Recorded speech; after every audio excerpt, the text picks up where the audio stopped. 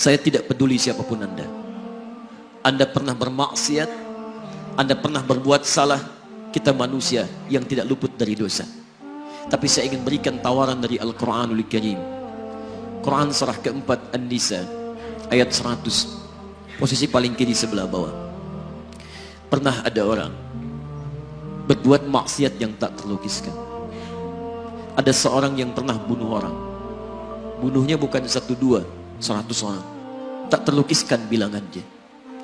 Kriminalitas tidak perlu diukur karena Anda akan lelah menghitungnya.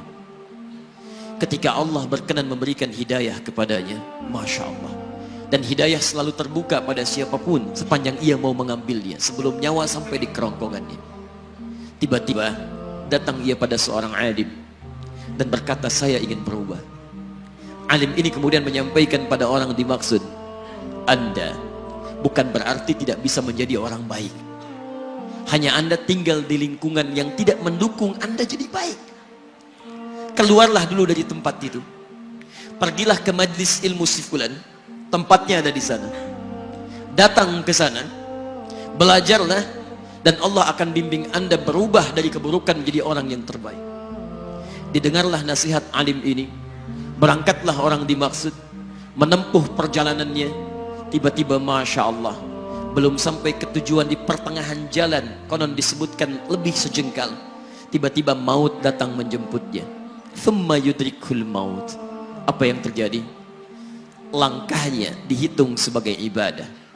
Dalam terapnya dia beristighfar, tobat kepada Allah subhanahu wa ta'ala. Taubat yang menghadirkan cinta Allah subhanahu wa ta'ala. Quran surah kedua ayat 222 di ujung ayatnya. Innallaha yuhibbut tawwabin. Allah mencintai orang-orang taubat. Dan cinta Allah menghadirkan ampunan bagi seluruh dosanya. Quran surah ketiga Ali Imran ayat 31, paling kiri sebelah atas. Qul in kuntum tuhibbunallaha fattabi'uni yuhibbukumullah. Allah cintai orang yang mau taat pada Rasulnya. Lihat, ketika Allah mencintai seorang hamba, wa yaghfir lakum dzunubakum, Allah ampuni seluruh dosa-dosanya. Derap langkahnya menghadirkan istighfar, taubatnya menghadirkan cinta Allah menghadirkan seluruh ampunan bagi dosa-dosa yang ia miliki. Maka apa yang terjadi? Di tengah perjalanan maut menjemputnya, thumma yudrikhul maut faqad waqa'a ajruhu 'ala Allah. Dan pahala diberikan kepada orang tadi.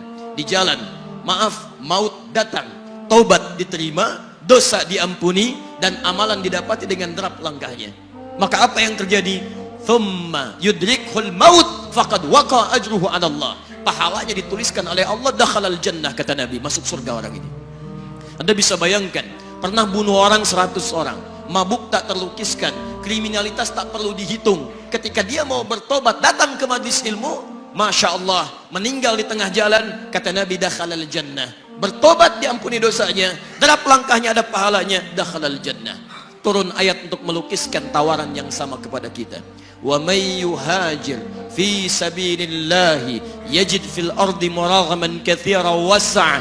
Siapapun yang mau berubah kembali pada ketentuan jalan Allah, kalau dia masih punya batas-batas kehidupan, kami akan berikan kelapangan di sisa hidupnya dan kelimpahan-limpahan kenikmatan selama dia hidup.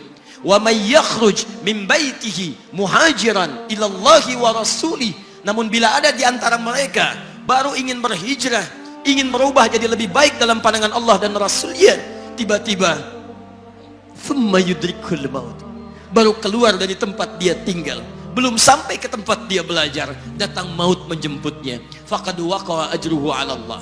Kami terima semua amalnya, kami ampuni dosa-dosanya, dan kami tuliskan namanya di dalam surga. Bila 100 orang saja yang pernah dibunuh oleh orang ini, pernah bunuh 100 orang, mabuk tak terlukiskan, kriminalitas tak terhitung, mau berangkat ke majlis ilmu, tak sampai ke majlisnya, meninggal dia, bisa masuk surga. Masa Anda yang tidak pernah bunuh orang?